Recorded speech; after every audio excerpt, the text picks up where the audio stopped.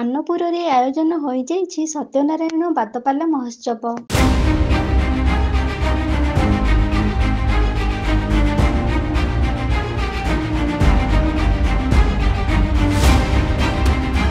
କେନ୍ଦୁଝର ଜିଲ୍ଲା ପାଟଣା ବ୍ଲକ ଅନ୍ତର୍ଗତ କଣ୍ଟିଆପଡ଼ା ଗ୍ରାମ ପଞ୍ଚାୟତର ମାନପୁର ଗ୍ରାମରେ ଆୟୋଜନ ହୋଇଯାଇଛି ଶ୍ରୀ ଶ୍ରୀ ସତ୍ୟନାରାୟଣ ବାର୍ଷିକ ବାଦପାଲା ମହୋତ୍ସବ।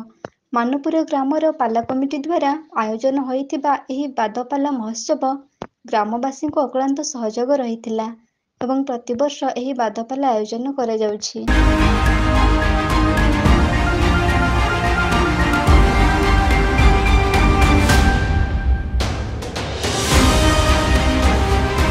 ଆଧୁନିକତାର ସଭ୍ୟତାର ଆଧୁନିକ ପରିବେଶ ମଧ୍ୟରେ ପାଲା ପ୍ରତି ଲୋକମାନଙ୍କ ଆଗ୍ରହ ଧୀରେ ଧୀରେ କମି ଯାଉଥିବା ବେଳେ କିଛି କିଛି ସ୍ଥାନରେ ପାଲାର ଚାହିଦା ଏବେ ବି ବଞ୍ଚି ରହିଛି।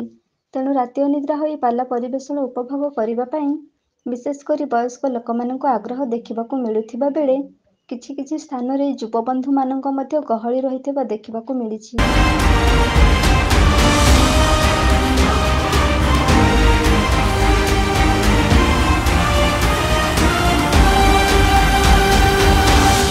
ମାନପୁର ଗ୍ରାମର ପାଲା କମିଟି ଦ୍ୱାରା ଆୟୋଜନ ହୋଇଥିବା ବାଦପାଲା ମହୋତ୍ସବରେ କେନ୍ଦୁଝରର ଦୁଇ ଅଭିଜ୍ଞ ପାଲା ଗାୟିକା ସୁକେଶୀ ପରିଡ଼ା ଏବଂ ପାର୍ବତୀ ପରିଡ଼ାଙ୍କ ବାଦପାଲା ପରିବେଷଣ ଖୁବ୍ ଉଚ୍ଚକୋଟୀର ହୋଇଥିଲା, ଯାହାଫଳରେ ରାତି ସାରା ଅନିଦ୍ରା ହୋଇ ପାଲା ପରିବେଷଣକୁ ଖୁବ୍ ଉତ୍ସାହର ସହିତ ଉପଭୋଗ କରୁଥିବା ଦୃଶ୍ୟ ଦେଖିବାକୁ ମିଳିଛି।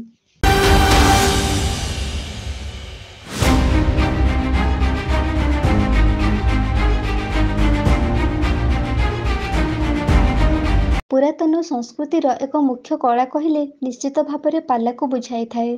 ପାଲାର ଚାହିଦା ଏବେ ବି ଲୋକମାନଙ୍କୁ କଳାର ସ୍ରୋତରେ ଏକତ୍ର କରିପାରୁଛି। ଖୁବ୍ ଉତ୍ସାହ ଓ ଉଦ୍ଦୀପନା ମଧ୍ୟରେ ଦର୍ଶକମାନେ ପାଲା ପରିବେଷଣକୁ ଉପଭୋଗ କରୁଥିବା ବେଳେ ଆଧୁନିକତା ସଭ୍ୟତାରେ ମଧ୍ୟ ପାଲା ସଂସ୍କୃତି ବଞ୍ଚି ରହିଛି ଏବଂ ଆଗକୁ ବଞ୍ଚି ରହିଥିବ ମଧ୍ୟ।